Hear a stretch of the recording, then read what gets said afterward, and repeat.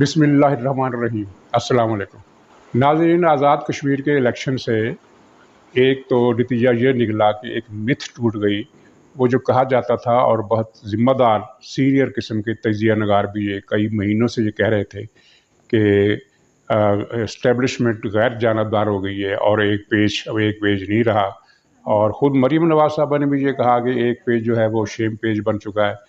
لیکن آزاد کشمیر کے الیکشن سے یہ پوری طرح ثابت ہو گیا کہ اسٹیبلشمنٹ بالکل حکومت کی پشت پر ہے، عمران خان کی پشت پر ہے اور متحد ہے تحریک انصاف کے حق میں۔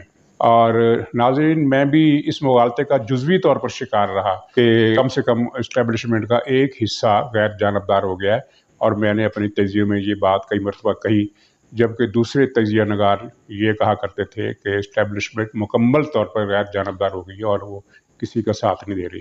لیکن آزاد کشمیر کے الیکشن نے سب کی بات غلط ثابت کر دی، اور یہ بات سامنے آ گئی کہ وہ پوری طاقت کے ساتھ پی ٹی آئی کے پیچھے کھڑی ہے۔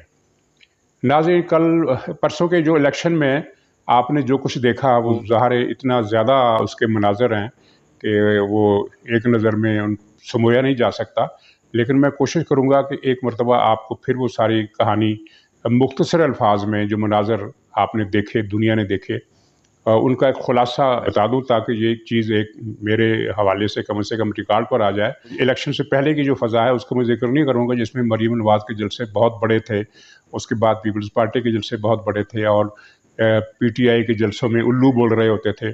الیکشن کے دن کی میں بات کر رہا ہوں کہ الیکشن کے دن پی ٹی آئی کے کیمپوں میں آدمی کوئی نہیں تھا، جبکہ مسلم لیگ کے کیمپوں میں بہت رش تھا اور پیپلز پارٹی کے کیمپوں میں بھی کافی رش تھا۔ دوسرا، آپ نے دیکھا کہ مسلح افراد جو پنجاب سے گئے تھے اور پختونخوا سے آئے تھے، انہوں نے وہاں کیمپ اکھاڑے، ووٹروں کو بھگایا، پولنگ بوتھ کے اندر گھس کر ٹھپے لگائے، اور ان کو سیکورٹی فورسز کی خاموش تائید بھی حاصل تھی، اور بعض جگہ پر تو سیکورٹی اہلکاروں نے خود لوگوں کو مارا اور بھگایا اور ووٹوں پر ٹھپے لگائے۔ یہ انہوں نے مسلم لیگ نے شکایت کی، لیکن وہ درج کرنے والا کوئی نہیں تھا۔ میرا خیال ہے مسلم لیگ کو الیکشن کے دن پیش آنے والے تمام واقعات کو اکٹھا کر کے ایک چھوٹا سا وائٹ پیپر چھاپنا چاہیے، اور اس وائٹ پیپر پر ظاہر ہے چند لاکھ روپے خرچ ہوں گے، لیکن مسلم لیگ جو ہے وہ خرچ کرنے کے معاملے میں بہت کنجوس ہے، اس لیے میرا خیال ہے کہ وہ وائٹ پیپر نہیں چھاپے گی، جبکہ یہ چھاپنا چاہیے۔ تو بہت سارے واقعات ہوئے، اور عینی شاہدین نے بتایا کہ نادرہ کے ذریعے جو کام لیا گیا وہ یہ تھا کہ سراغ لگایا گیا کہ کون کون سے بڑے بڑے جو گھرانے ہیں جن کے 20-20 25-25 ووٹ ہیں اور وہ مسلم لیگ کے حامی ہیں، تو چنانچہ ان کو نشان زد کر کے تمام ثبوت دینے کے باوجود کہ ہم اس ووٹر لسٹ کے مطابق ووٹر ہیں، ان کو ووٹ ڈالنے نہیں دیا گیا، بھگا دیا گیا۔ پولنگ اسٹیشنوں کو، پولنگ ایجنٹوں کو بھی نکال دیا گیا، اور ڈپٹی کمشنر حضرات جو تھے وہ کھلم کھلا پی ٹی آئی کے ورکر بن کر کام کرتے رہے، دوسرے افسر بھی۔ تو یہ سال سے سلسلہ چلا، اور میرا خیال ہے کہ دھاندلی کے جتنے بھی طریقے ہوتے ہیں، جہاں تک کہ پی ٹی آئی والے، یہ الیکشن کمیشن نے بیلٹ بکس بھی پی ٹی آئی والوں کے حوالے کر دی، وہ اپنے گھروں سے بیلٹ بکس لے کر آئے۔ اس کے بعد پھر کیا کہا جا سکتا ہے؟ یہ وہی الیکشن کمیشنر ہے سلیریا صاحب، جس نے جب بتایا گیا کہ 2 افراد فائرنگ میں مارے گئے ہیں تو اس نے کہا ماشاء اللہ۔ تو اس طرح کے نیم پاگل آدمی کو جس نے الیکشن کمیشن لگایا وہ اسے بھی داد دینی چاہیے کہ اس نے کم سے کم کچھ مینٹل ہیلتھ سرٹیفکیٹ ہی لے لیا ہوتا، اس کے بعد اس کو لگاتے۔ یہ تو الیکشن کے دن کا مسئلہ تھا۔ اب اس میں دیکھیے واردات کیا ہوئی۔ اس کے باوجود مسلم لیگ جیت رہی تھی اور بہت زیادہ سیٹوں پر جیت رہی تھی، لیکن پھر شام کے بعد الیکشن کے رزلٹ روک دیے گئے، اور پھر 11-12 بجے کے بعد آنے شروع ہوئے، اور آپ نے ٹی وی پر یہ پہلی مرتبہ تماشا دیکھا کہ ایک سیٹ پی ٹی آئی جیت رہی ہے، اس کے نیچے 3 سیٹوں کے الیکشن جو گرافک دکھاتے ہیں اس میں 3 سیٹوں پر لکھا ہوا انتظار فرمائیے، انتظار فرمائیے، انتظار فرمائیے، یعنی کہ نتیجے میں رد و بدل ہو رہا ہے، انتظار فرمائیے۔ اور اس طرح اگلے دن صبح تک پی ٹی آئی کو 25 سیٹیں دلوا دی گئی۔ ظاہر ہے ایک سمپل سی بات ہے کہ نتائج میں گنتی میں رد و بدل کیا گیا۔ مسلم لیگ کے امیدوار نے کہیں سے 25,000 ووٹ لیے تھے اور پی ٹی آئی نے وہاں 12,000 لیے تھے، تو 12,000 کو 26,000 کر دیا گیا، اور مسلم لیگ کے 25,000 کے 25,000 رہنے دیے گئے، اور وہ 26,000 والا جتوا دیا گیا۔ لیکن اس گھپلے میں ایک گڑبڑ بھی ہو گئی۔ ان سے گڑبڑ یہ ہوئی کہ مسلم لیگ نے ووٹ لیے 5 لاکھ اور پیپلز پارٹی نے ووٹ لیے 3.5 لاکھ۔ تو 3.5 लाख वाली वोट लेने वाली पार्टी को 11 सीटें दे दी और जिसने 5 लाख लिए थी उसको 6 सीटें दी। यानी 1.5 लाख ज़्यादा वोट होने के बावजूद 1.5 लाख वोट कम लेने वाली पार्टी ने दुगनी सीटें ले ली। 6 और 11 तकरीबन दुगनी बन जाती हैं। इसी तरह मुस्लिम लीग के वोट अगर 5 लाख थे तो पीटीआई ने वोट लिए 6 लाख, 1 लाख का फ़र्क था। लेकिन मुस्लिम लीग को मिली सीटें 6 और पीटीआई को मिली 25, यानी 19 का फ़र्क। ये पाकिस्तान की तारीख में पहली मरतबा ये तमाशा हुआ है। और ज़ाहिर है कि रात को जो अफरा तफरी में गिनतियाँ गिनी गई और रद्दोबदल किया गया तो उसमें इस प्रोपोर्शन का हिसाब नहीं रखा गया। प्रोपोर्शन का हिसाब इस तरह रखा जा सकता था कि अगर पीटीआई के वोट बढ़ाते हैं आप 12,000 से 10,000 से आपने 25,000 कर दिए तो मुस्लिम लीग के जो 25,000 वोट थे वो आप 18,000 कर देते ताकि ये प्रोपोर्शन रहता। लेकिन मुस्लिम लीग नून के वोटों को जो गिनती में थे उनको नहीं छोड़ा गया, वो वैसे ही रहे ज़्यादातर सीटों पर, जबकि पीटीआई के और पीपल्स पार्टी के बढ़ा दिए गए। और पीपल्स पार्टी के क्यों बढ़ा दिए गए? ये इलेक्शन से पहले खबरें आ चुकी थी कि पीपल्स पार्टी को यकीन दिलाया गया है कि आप ज़रा इमरान खान पर हाथ हौला रखें, हम आपको माकूल सीटें देंगे।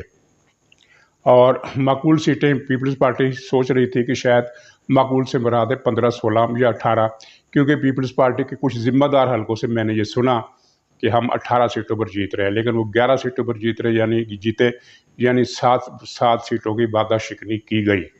तो 11 सीटें भी पीपल्स पार्टी ने जितने वोट लिए हैं उस तनासब से तो माकूल ही हैं, ज़्यादा हैं बल्कि, लेकिन जो वादा किया गया था उसके हिसाब से ये ठीक नहीं है।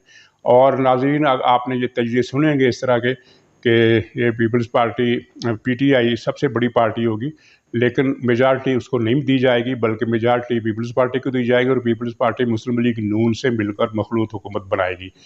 ऐसा नहीं था। मैंने जो तहकीक की और जो मालूमात ली वो ये थी कि ये वादा पीपल्स पार्टी से किया गया था कि पीटीआई को हम सिंगल लार्जेस्ट पार्टी बनाएंगे, लेकिन उसे अक्सरियत नहीं देंगे, उसे आपके साथ मिलकर मखलूत हुकूमत बनाना पड़ेगी।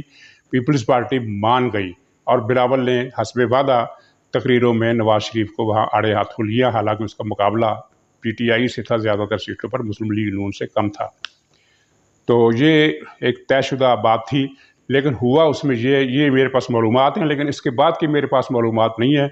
वो मेरा अंदाज़ा है कि इमरान खान मखलूत हुकूमत पर नहीं माना होगा और उसने कोई धमकी वगैरह दी होगी कि ये मेरा अंदाज़ा है। चुनांचे आखिरी लम्हात में या आखिरी दिनों में ये फैसला तब्दील कर दिया गया और पीटीआई को 25 सीटें दे दी गई, वरना शुरू का मंसूबा ये था कि पीपल्स पार्टी और पीटीआई मिलकर मखलूत हुकूमत बनाएंगी और मुस्लिम लीग नून को कितनी सीटें दी जाएंगी इसका भी मेरे पास मालूमात है। मुझे पीटीआई के जो मिलने जुलने वाले साफ़ी हैं उन्होंने बहुत पहले बताया था और इसका मैंने इशारा एक व्लॉग में किया भी था।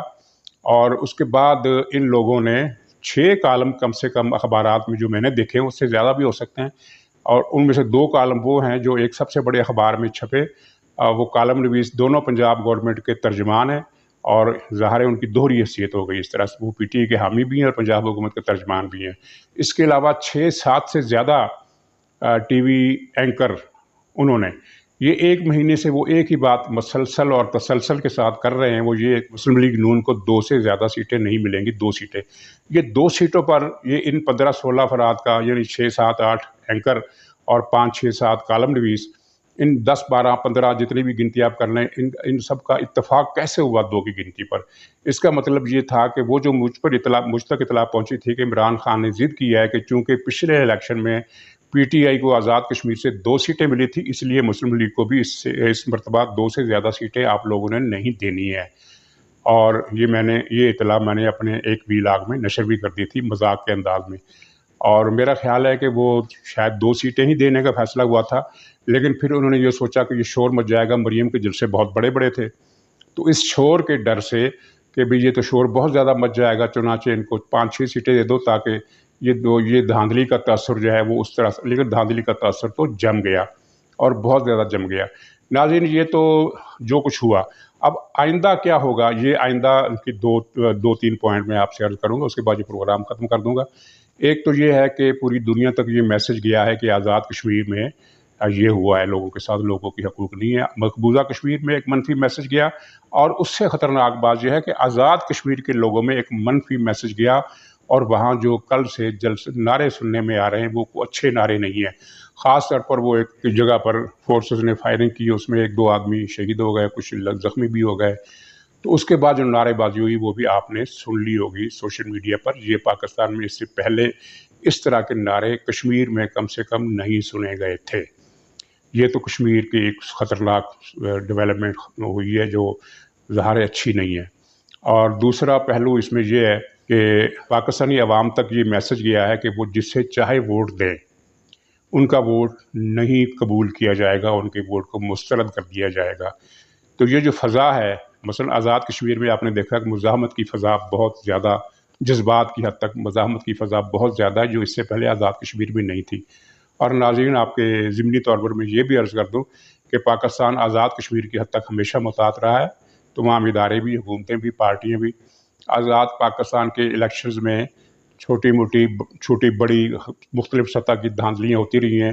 77 میں ایک بڑی دھاندلی ہوئی اور پھر مشرف نے بہت بڑی دھاندلی کروائی. لیکن آزاد کشمیر میں سوچ سمجھ کر ایک پالیسی بنائی گئی تھی کہ یہاں دھاندلی نہیں کرنی، کیونکہ یہ معاملہ کچھ اور ہے یہاں کا. پہلی مرتبہ آزاد کشمیر میں بھی فل فلیج دھاندلی کی گئی اور نتائج بدل کر رکھ دیے گئے. تیسری بات ناظرین یہ ہے کہ یہ مت بھی ختم ہو گئی کہ آزاد کشمیر کے لوگ ہمیشہ اسی پارٹی کو ووٹ دیتے ہیں جو مرکز میں حکمران ہوتی ہے. آزاد کشمیر کے لوگوں نے یہ مت توڑ دی اور اس پارٹی کو ووٹ نہیں دیے جو مرکز میں حکمران تھا. چوتھی بات، آزاد کشمیر کا وزیر اعظم جس سے بنایا جا رہا ہے، پاکستان میں ایک مہر لگا دی گئی ہے کہ آئندہ جو بھی الیکشن کی سیاست میں آئے گا وہ اتنی پسلی رکھتا ہو کہ 1 ارب روپے میں سیٹ خرید سکتا ہو. یعنی اب آزاد کشمیر کی وزارت عظمیٰ کا سودا 1 ارب اس مرتبہ لگا ہے، 1 ارب روپے، اگلی مرتبہ اس سے زیادہ لگے گا. یہ 4-5 پہلو ہیں. عوام میں جو ایک منفی تاثر ہے، اس میں ایک مثبت بات یہ ہے کہ جب عوام میں یہ تاثر مسلسل پھیلے گا کہ ان کے ووٹ کو پاؤں تلے مسلا جا رہا ہے، تو پھر وہ ایک سڑکوں پر آ کر مزاحمت کی تحریک کے لیے کسی بھی وقت تیار یا آمادہ ہو سکتے ہیں. جس کے بعد کیا صورتحال پیدا ہوگی یہ ظاہر ہے بہت پہلے سے پیش گوئی نہیں کی جا سکتی، لیکن اس کے نتائج جو ہیں وہ ملک کے لیے عموماً اچھے نہیں نکلتے. تو یہ سارا منظر آپ نے دیکھا، اس میں پاکستان کو ایک گھاٹے کا سودا بیچا گیا ہے. کس نے بیچا ہے اسے چھوڑیے، لیکن پاکستان کو ایک گھاٹے کا سودا بیچا گیا ہے.